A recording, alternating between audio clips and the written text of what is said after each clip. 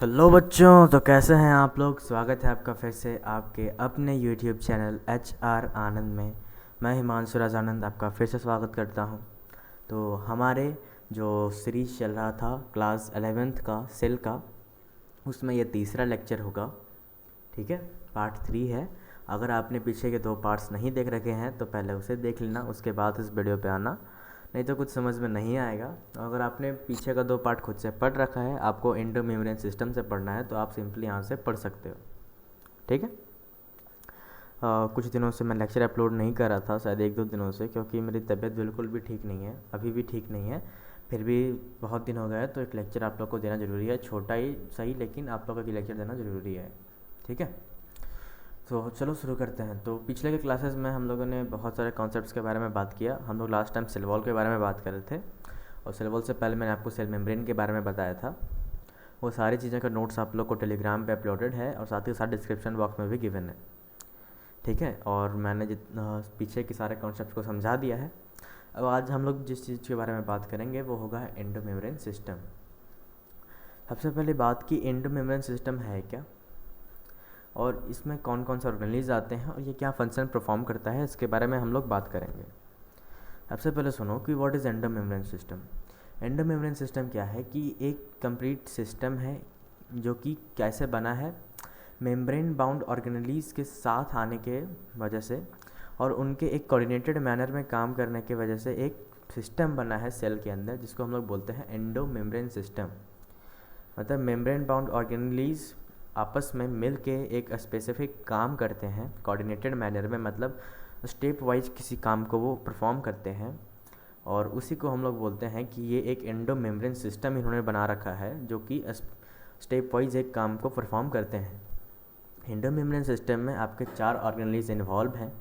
पहला है आपका एंडोप्लाज्मिक रेटिकुलम, सेकेंड है गोल्जी बॉडी, थर्ड है आपका लाइसोजाइम, एंड फोर्थ है आपका वेसिकल। अब ये सब मिलके मेनली प्रोटीन सिंथेसिस में इन्वॉल्व होंगे, इस पे हम लोग बात करेंगे अभी। क्या बोलता है कि all these organelles have membrane and they work together. इन सब ऑर्गेनेल्स के पास एक मेम्ब्रेन है और वो साथ में काम करते हैं। तो इसके लिए मैं आपको बता दूं कि मैंने आपको इसका पहला लेक्चर या फिर सेकेंड लेक्चर में बताया था एक trick, MPN and RCN। MPN के पास 2 मेम्ब्रेन बाउंड ऑर्गेनेल्स होते हैं, मतलब 2 मेम्ब्रेन होता है उसके ऊपर 2 तरह का, और RCN के पास एक भी नहीं होता, और बाकी जो बचे उन सबके पास एक एक होता है। तो यहाँ MPN में एक आता है आपका माइटोकॉन्ड्रिया, दूसरा आता है प्लास्टिड, और तीसरा आता है न्यूक्लियस। ठीक है, ये हम लोगों ने मैंने आपको बताया था कि इनके पास 2 मेम्ब्रेन है, और बाकी देखो ये बीच वाले हैं सारे, तो इन सब के पास सिंगल मेम्ब्रेन बाउंड ऑर्गेनेल्स हैं। ये आरसीएन क्या था, एक था राइबोसोम, ठीक है, राइबोसोम, सेंट्रियोल और न्यूक्लियस, ये तीनों आपके थे, राइबोसोम, सेंट्रियोल और न्यूक्लियस। ठीक है, तो चलो हम लोग बात करते हैं अब। तो यहाँ पे हम लोग बात करने जा रहे हैं कि peroxisome, plastid and mitochondria are not part of this endomembrane system. सबसे पहले आपको याद रखना है कि इस एंडो मेम्ब्रेन सिस्टम के कौन कौन से ऑर्गेनेल्स पार्ट हैं। तो वो 4 हैं। कौन कौन से, endoplasmic reticulum, Golgi body, lysozyme and vesicles. अगर आपको एग्जाम में क्वेश्चन आता है, 4 ऑप्शन दे दिए जाएंगे और उनमें से पूछा जाएगा कि इनमें से कौन सा एंडो मेम्ब्रेन सिस्टम का पार्ट है और या तो नहीं है, तो आपको ये याद रखने होंगे चारों। ठीक है, तो वही नीचे लिखा हुआ है कि peroxisome, plastids and mitochondria are not the part of this endomembrane system. चलो शुरू करते हैं शुरू से। सबसे पहले बात करते हैं एंडोप्लाज्मिक रेटिकुलम के बारे में। तो एंडोप्लाज्मिक रेटिकुलम आपको सिर्फ इलेक्ट्रॉन माइक्रोस्कोप में दिखा होगा। तो इलेक्ट्रॉन माइक्रोस्कोप में दिखा, इसका सीधा सा मतलब है कि ये बहुत बाद में इसको खोजा गया होगा। इलेक्ट्रॉन माइक्रोस्कोप की खोज होने के बाद ये एक स्ट्रक्चर है जो कि मेम्ब्रेन से बना हुआ है, लिपिड बाइलेयर लिपिड से बना हुआ है, और साइटोप्लाज्म के अंदर प्रेजेंट है। ये एक स्ट्रक्चर है जो कि मेम्ब्रेन से बना हुआ है, लिपिड बाइलेयर से, और ये कहाँ प्रेजेंट है, आपके साइटोप्लाज्म में प्रेजेंट है। लिपिड बाइलेयर अगर आपको नहीं पता तो मैंने पिछले लेक्चर्स में बता रखे इन चीज़ों के बारे में, आप वहाँ से जाके क्लियर कर सकते हो। उसके बाद ये इसका अपीयरेंस कैसा है, ये कैसा दिखता है हमको माइक्रोस्कोप में। It appear like membrane structures divide the cytoplasm into 2 parts. ये एक मेम्ब्रेन स्ट्रक्चर है जो कि साइटोप्लाज्म को 2 पार्ट में डिवाइड कर देता है। पहला हमारा बोलता है एनसीईआरटी, एक है luminal compartment, and second one है साइटोप्लाज्मिक या फिर extra luminal compartment. Luminal compartment और एक्स्ट्रा ल्यूमिनल कंपार्टमेंट के बारे में मैं आपको बता दूं, तो ल्यूमिनल कंपार्टमेंट जो कि आपके एंडोप्लाज्मिक रेटिकुलम के अंदर वाला पार्ट है, ये देखो उसके अंदर ल्यूमेन वाला पार्ट है, वो है ल्यूमिनल कंपार्टमेंट। और बाहर जो साइटोप्लाज्म वाला ये जो पार्ट है, ये है आपका साइटोप्लाज्मिक कंपार्टमेंट, ठीक है, या फिर जिसको हम लोग एक्स्ट्रा ल्यूमिनल कंपार्टमेंट भी बोलते हैं। अब हम लोग एंडोप्लाज्मिक रेटिकुलम के टाइप्स के बारे में बात करेंगे। तो सबसे पहला टाइप है आपका rough endoplasmic reticulum. Rough endoplasmic reticulum में क्या होता है कि इसमें राइबोसोम अटैच्ड होते हैं, इसलिए इसमें रफ टाइप का फील होता है। राइबोसोम्स में जो होते हैं ना, वो बहुत छोटे छोटे कंकड़ जैसे होते हैं, तो जब ये अटैच होते हैं एंडोप्लाज्मिक रेटिकुलम पे, तो वो रफ स्ट्रक्चर बनाता है, इसलिए इसको हम लोग नाम देते हैं रफ एंडोप्लाज्मिक रेटिकुलम, या फिर शॉर्ट में बोलते हैं RER। Ribosome attached present extensively in those cell involve in protein synthesis. ये उन एंडोप्लाज्मिक रेटिकुलम्स में ज़्यादा होंगे इन्वॉल्व, जहाँ पे ज़्यादा अटैच होंगे, जहाँ पे मेनली प्रोटीन सिंथेसिस का काम होता है, ठीक है। आप यहाँ पे डायग्राम में भी देख सकते हैं, ये आपका DNA हुआ, क्रोमैटिन ये आपको दिखाया गया है, ये आपका न्यूक्लियस है, ठीक है, ये आपका न्यूक्लियस, और न्यूक्लियस पे अटैच है हमारा ये एंडोप्लाज्मिक रेटिकुलम। एंडोप्लाज्मिक रेटिकुलम पे आप कुछ रेड डॉट देख सकते हो, यही है राइबोसोम, जो कि रफ एफियर करता है, अपीयरेंस इसका रफ है, इसलिए इसको हम लोग नाम देते हैं रफ एंडोप्लाज्मिक रेटिकुलम। वहीं सेकेंड की बात करें तो सेकेंड है हमारा स्मूथ एंडोप्लाज्मिक रेटिकुलम। इसमें कोई भी राइबोसोम अटैच नहीं होता, इसलिए इसको हम लोग बोलते हैं स्मूथ एंडोप्लाज्मिक रेटिकुलम। और ये हमारा स्मूथ एपियर होता है, क्योंकि इसमें हमारा राइबोसोम तो है ही नहीं। अब देखिए दोनों का डिफरेंस, ये आपको एग्ज़ाम में ऑफ कोर्स पूछ सकता है, और इसमें कोई डाउट नहीं है कि ये क्वेश्चन बहुत इंपॉर्टेंट है आपके एग्ज़ाम्स के लिए, बोर्ड्स के लिए भी। और अगर आप किसी कंपटीशन के लिए तैयारी करो तो वहाँ पे भी डिफरेंस से एक MCQ दे देता है। तो हम लोग बात करते हैं RER और SER के डिफरेंस के बारे में। सबसे पहला डिफरेंस कि RER इन्वॉल्व होगा प्रोटीन सिंथेसिस में। यह कहाँ इन्वॉल्व है? प्रोटीन के सिंथेसिस में, मतलब प्रोटीन बनाने में ये इन्वॉल्व है RER। वहीं SER जो है वो लिपिड के सिंथेसिस में इन्वॉल्व है, वो मेनली लिपिड बनाने में इन्वॉल्व होगा।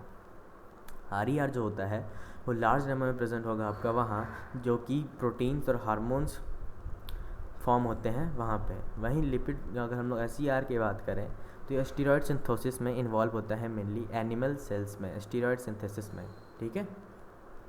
और स्टीरॉयड के बारे में अगर आपको नहीं पता तो कोई बात नहीं, इसके बारे में हम लोग आगे पढ़ेंगे।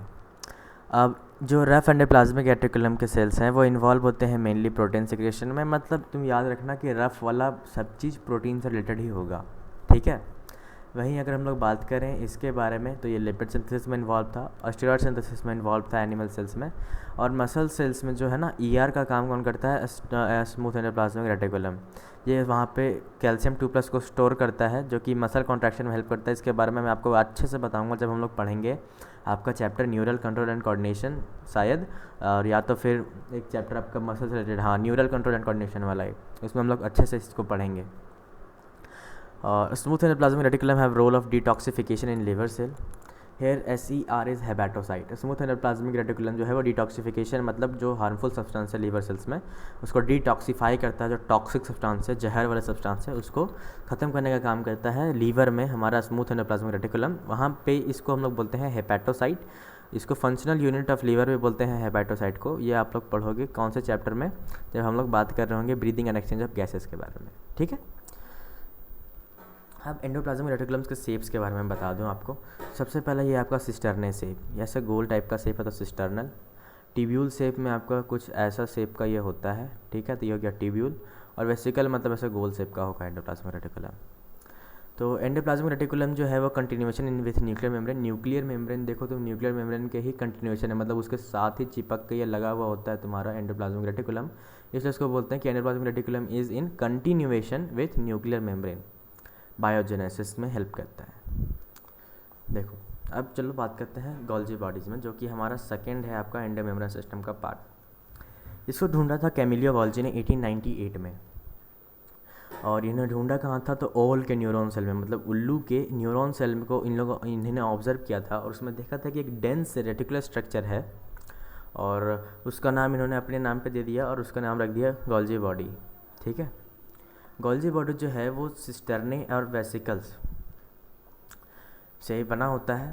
तो सबसे पहले देखो कि सिस्टर्ने क्या है। एक flat sac like structure, sac मतलब बोरा, फ्लैट बोरा लाइक स्ट्रक्चर है, उसको हम लोग बोलते हैं सिस्टर्न। और ये तुम डायमीटर इसका देख सकते हो, यहाँ से यहाँ इसका जो डायमीटर है वो 0.5 से 0.1 माइक्रोमीटर है। अगर आपको नहीं पता ना कि ये क्या होता है, ये इसको हम लोग बोलते हैं माइक्रो, इसका वैल्यू होता है 10⁻⁻6 मीटर। ठीक है, तो ये बहुत ज़्यादा यूज़ होगा, तो इसलिए मैं आपको बता दूं कि ये माइक्रो 10⁻⁻6 मीटर का इक्वल होता है। अब नंबर ऑफ़ सिस्टर्ने वेरिएबल होगा किसी भी सेल में, वो डिपेंड करेगा, अलग अलग सेल में अलग अलग नंबर ऑफ़ सिस्टर्ने होंगे प्रेजेंट। कुछ सेल्स में जैसे फंगीस में तुम देख सकते हो, फंजाई में यूनिसिस्टर्नल है, एक सिस्टर्नल डाईसाइटोसोम गोल्जी बॉडी है।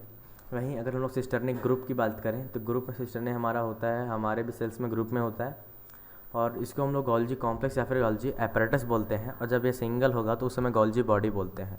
ठीक है, अब देखो गोल्जी बॉडी का दो फेस होता है, एक होता है सिस, एक होता है ट्रांस। सिस और ट्रांस के बारे में नहीं पता तो सिस उसको बोलेंगे जब तुम्हारा फेस न्यूक्लियस की तरफ होगा, जब सी शेप का होगा। देखो ऐसे सी बना रहा है ना, यहाँ पे देखो ये सी, ये भी सी बना रहा है, तो इसको बोलेंगे सी शेप, सिस शेप। ठीक है, जब न्यूक्लियस की तरफ फेस होगा तो सिस शेप।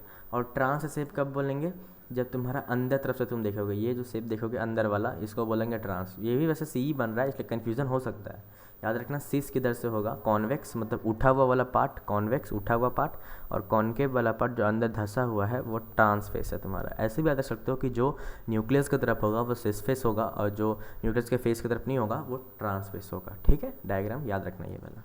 अब गोल्जी बॉडीज़ के रोल्स के बारे में बात करते हैं। तो सबसे पहले तो ये प्रोटीन्स को मॉडिफाई करके पैकेजिंग में हेल्प करता है, और जो कि एंडोप्लाज्मिक रेटिकुलम से प्रोटीन आपका आ रहा होगा। ठीक है, it modify proteins and packaging coming from endoplasmic reticulum. Endoplasmic reticulum mainly इसी काम में आपका इन्वॉल्व भी होता है, प्रोटीन सिंथेसिस में। वो वहाँ से प्रोटीन को लेता है, उसको सिंथेसाइज करता है और पैक करके भेज देता है गोल्जी बॉडीज़ के पास। देखो इसने क्या किया, यहाँ पे ये एंडोप्लाज्मिक रेटिकुलम आपको दिख नहीं रहा होगा, मैं बना देता हूँ। इसने प्रोटीन को यहाँ पे बनाया, उसको भेज दिया गोल्जी बॉडीज़ के पास, और वहाँ पे वो क्या होगा, प्रोटीन मॉडिफाई होगा। तो वही मॉडिफिकेशन ऑफ प्रोटीन का काम आपको करता है गोल्जी बॉडी। क्या करता है, मॉडिफाई प्रोटीन्स, जो कि आपका एंडोप्लाज्मिक रेटिकुलम इसको देगा, उसको मॉडिफाई कर देगा।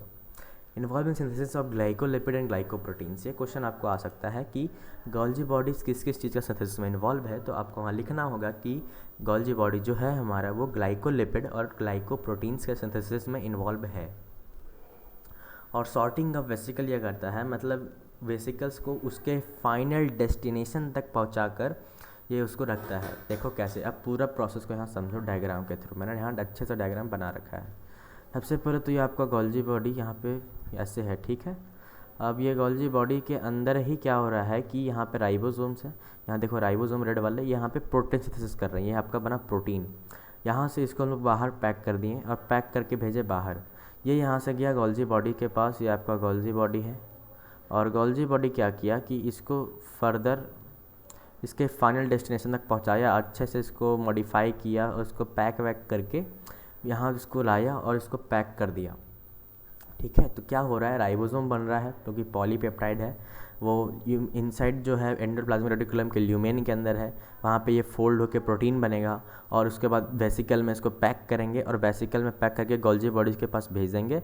बाकी गोल्जी बॉडी अपना उसको मॉडिफाई करके चेंज करके फाइनली उसको एक डेस्टिनेशन प्रोवाइड करेगा। अब समझो लाइसोजाइम क्या है। लाइसोजाइम, जब वेसिकल में कोई स्पेशल एंजाइम हो तो उसको लाइसोजाइम बोलते हैं। वेसिकल देखो, ये जो वेसिकल हम लोगों ने अभी बनाया था, वेसिकल में पैक करके भेज रहे थे, इसके पास अगर कोई स्पेशल एंजाइम हो तो उसको हम लोग क्या बोलते हैं, लाइसोजाइम। स्ट्रक्चर कैसा है वेसिकल है, सिंपल सी बात है, वेसिकल का ही बात है, उसमें अगर कोई स्पेशल एंजाइम डाले तो लाइसोजाइम बोलते हैं, इसलिए उसका स्ट्रक्चर वेसिकल जैसा ही होगा। डिफरेंट नेम क्यों दिए, because they have special type of enzyme hydrolase. इसके पास एक स्पेशल टाइप का एंजाइम होता है जिसका नाम है हाइड्रोलेजेस, और इसको सिंथेसिस कौन करता है, Golgi body. Golgi body lysozyme को बनाता है। ठीक है, टाइप्स ऑफ एंजाइम्स के पास क्या क्या है, एक है protease, carbohydrase, lipase and DNase. Protease जो कि प्रोटीन को तोड़ देगा, कार्बोहाइड्रेट जो कार्बोहाइड्रेट को तोड़ देगा, लाइपेज जो लिपिड को तोड़ देगा, डीएनएज जो कि डीएनए को तोड़ देगा।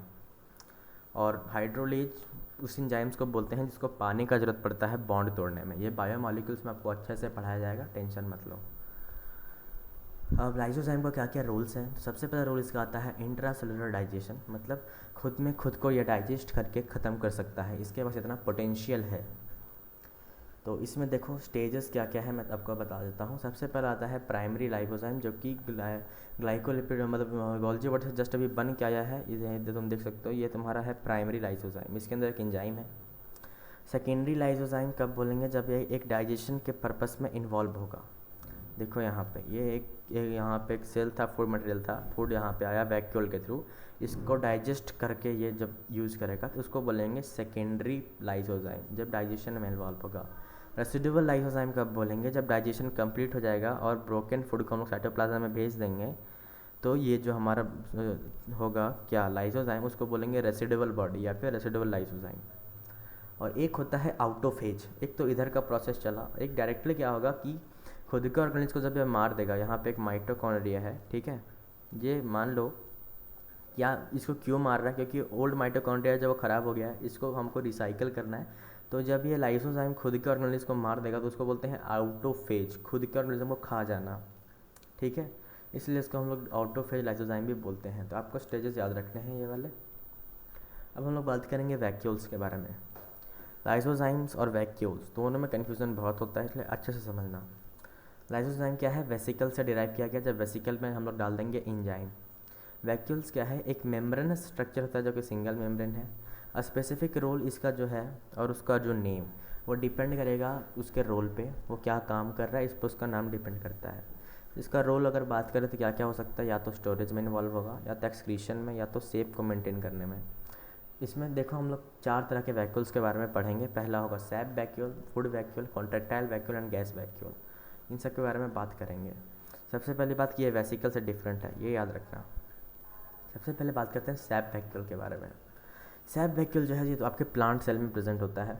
प्लांट सेल में तुम देख सकते हो ये तुम्हारा सेल मेम्ब्रेन है, ये जो है ये तुम दिख रहा है कि नहीं पता नहीं, ये सेल मेम्ब्रेन है सेल का, और ये सेल वॉल है ग्रीन कलर से बनाया हुआ है, और उसके अंदर एक वैक्यूल प्रेजेंट है। अब ये क्या करता है कि सबसे पहली बात तो ये प्लांट सेल में प्रेजेंट है, उसके बाद वाटर प्लस मिनरल इसमें इन्वॉल्वमेंट होता है, इसलिए इसको सैप वैक्यूल बोलते हैं। ये 90% तक का वॉल्यूम को ऑक्यूपाई कर सकता है, क्योंकि ये फूल जाता है, स्वेल कर जाता है। और इसका जो मेम्ब्रेन होता है सैप वैक्यूल का, उसको बोलते हैं टोनोप्लास्ट। इससे क्वेश्चन आया हुआ है तो याद रखना कि सैप वैक्यूल के मेम्ब्रेन को क्या बोलते हैं, टोनोप्लास्ट। अब टोनोप्लास्ट में क्या होता है ना, पंप होता है। पंप के बारे में मैंने आपको पिछले क्लास में बताया था। ये क्या करता है कि बाहर से खींच के सब चीज़ को, जितना भी आपका सॉल्यूट है, कॉन्सेंट्रेशन बढ़ाने के लिए अंदर डाल देता है। तो होता क्या है कि वैक्यूल हो जाता है हाइपरटोनिक, सॉल्यूट ज़्यादा हो गया तो सारा पानी जो बाहर सेल में था वो अंदर आ जाता है, तो जिसका कारण ये पूरा फूल जाता है, और फूल के क्या हो जाता है, बड़ा एकदम स्वेल कर जाता है, इसलिए ये 90% ऑफ वॉल्यूम तक को भी ऑक्यूपाई कर सकता है सेल का, ठीक है। तो आपको ये पंप वाला कॉन्सेप्ट तभी समझ में आएगा जब आप पिछले लेक्चर देख के आओगे। अब देखो इसका रोल क्या है, it transports a mineral against concentration gradient to make vacuole hypertonic in comparison to cytoplasm, जिसके कारण वो वाटर उसमें भरेगा और स्वेल कर जाएगा, वही बात जो मैंने आपको बताया है। चलो फूड वैक्यूल के बारे में बात करते हैं। सैप वैक्यूल हो गया, अब फूड वैक्यूल देखो क्या होता है। फूड वैक्यूल क्या करेगा, ये फूड खाना पीने वाला में इन्वॉल्वमेंट इसका होगा। अब अमीबा यहाँ पे तुम देख सकते हो, अमीबा मैंने ड्रॉ किया हुआ है, ये अमीबा है, और अमीबा क्या कर रहा है, एंडोसाइटोसिस कर रहा है, मतलब फूड को अपने अंदर ले रहा है। तो फूड को कैसे लेगा, वैक्यूल के थ्रू लेगा। Present in those unicellular organism which shows endocytosis. Endocytosis मतलब फूड को सिंपली अपने अंदर बल्कि फूड्स को ले लेना। इसके बारे में एंडोसाइटोसिस के बारे में मैंने ट्रांसपोर्ट में पढ़ा रखा है पिछले लेक्चर में। Food vacuoles fuses with lysozyme and intracellular digestion occur. ये फूड वैक्यूल जो है वो लाइसोजाइम के साथ जाता है, वहाँ पे डाइजेशन ऑकर होता है। पीछे जस्ट अभी पीछे मैंने बताया कि ये देखो, ये तुम्हारा फूड वैक्यूल था, फूड वैक्यूल लाइसोजाइम के साथ यहाँ पे इन्वॉल्वमेंट हुआ, ये दोनों मिलके खाना पीना इसका पचा दिया, ठीक है। वही यहाँ पे मैंने बताया है कि फूड वैक्यूल जो है ये फ्यूज़ करता है लाइसोजाइम के साथ, और इंट्रासेलुलर डाइजेशन होता है, मतलब सेल के अंदर ही डाइजेशन होता है। ये किस में होगा, अमीबा में होगा। एग्जाम्पल याद रखना, ठीक है। आ जाओ, अब बात करते हैं कॉन्ट्रैक्टाइल वैक्यूल के बारे में। तो आज का हमारा ये लास्ट टॉपिक है वैक्यूल। तबीयत ठीक नहीं है, नहीं तो मैंने आपको बोला था कि यार 2 घंटे का लेक्चर देंगे, बट कोई बात नहीं, अभी थोड़ा तबीयत ठीक नहीं है। जब तबीयत अच्छे से ठीक हो जाएगा तो आपको बड़े बड़े लेक्चर्स मिलेंगे। अभी छोटे छोटे लेक्चर्स में ही काम चला लो, पढ़ने से मतलब रखो, बाकी लेक्चर्स बड़े या छोटे हैं क्या फ़र्क पड़ता है। ये तुम्हारा कॉन्ट्रैक्टाइल वैक्यूल है, ये आज का हमारा लास्ट टॉपिक है। ये क्या करता है कि यूनिसेलुलर ऑर्गेनिजम्स में fresh water like amoeba and euglena. Amoeba और इग्लिना एक यूनिसेलुलर ऑर्गेनिजम्स हैं जो कि फ्रेश वाटर में रहते हैं, साफ़ पानी में रहते हैं। प्रॉब्लम क्या है कि ये लोग ना हमेशा पानी को अपने अंदर एब्जॉर्ब कर लेता है, और ऐसा क्यों होता है, क्योंकि ये लोग हाइपरटोनिक बन जाता है अंदर से। हाइपरटोनिक होने के कारण कंसंट्रेशन अंदर का बढ़ जाता है और बाहर से पानी ये लोग ऑब्जॉर्व कर लेता है। अब ऐसे में हम लोग को क्या करना होगा, ये तुम देख सकते हो अमीबा का, यहाँ पे मैं डायग्राम अच्छे से बना देता हूँ। इसने वाटर को एब्जॉर्व कर लिया। अब वाटर एब्जॉर्व करने के बाद क्या हुआ कि हमारे पास एक कॉन्ट्रैक्टाइल वैक्यूल है। ये क्या करेगा कि ये जो छोटे छोटे इसके पार्ट्स हैं, इसमें सबसे पहले वाटर को एब्जॉर्व करेगा। यहाँ पे पानी एब्जॉर्व करने के बाद ये सारा पानी डाल देगा आपके बड़े वाले वैक्यूल में, ठीक है। और यहाँ से पानी जो है बड़े वाले से ये आराम से साइड में जाएगा, आपका अमीबा यहाँ से खुलेगा और ऐसे खुल के सारा पानी को बाहर फेंक देगा। वही मैंने लिख रखा है कि वाटर सबसे पहले छोटे छोटे में घुसा, वाटर छोटे से बड़े में डाल दिया गया और उसके बाद छोटे वाले से फिर से अपने साइज़ में आ गया, छोटा हो गया फिर से, और बड़ा वाला गया वो बाहर जाके पानी को रिलीज़ कर दिया। ये आपका हुआ कॉन्ट्रैक्टाइल वैक्यूल। तो हम लोगों ने कॉन्ट्रैक्टाइल वैक्यूल के बारे में बात किया, फूड वैक्यूल के बारे में बात किया, सैप वैक्यूल के बारे में बात किया, गैस वैक्यूल के बारे में बैक्टीरिया में होता है, ये मैंने आपको पहले ही बता रखा है। गैस वैक्यूल के बारे में और अच्छे से पढ़ेंगे भी हम लोग जब बायोलॉजिकल क्लासिफिकेशन पढ़ेंगे। तो आज हम लोगों ने इतना चीज़ें पढ़ी, तो आज के लेक्चर के लिए इतना ही, मिलेंगे नेक्स्ट लेक्चर में।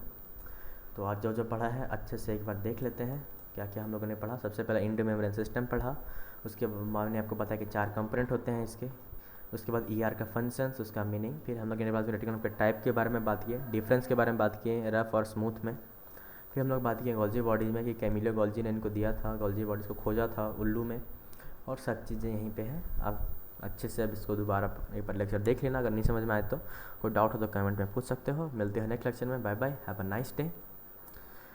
और इसी तरह हमारे साथ बनते रहिए, साथ निभाते रहिएगा, और भी बच्चों को बताते रहिए कि लेक्चर्स अपलोड हो रहे हैं आपके भैया के द्वारा, तो और भी बच्चे हमारे साथ जुड़ें। ठीक है, धन्यवाद।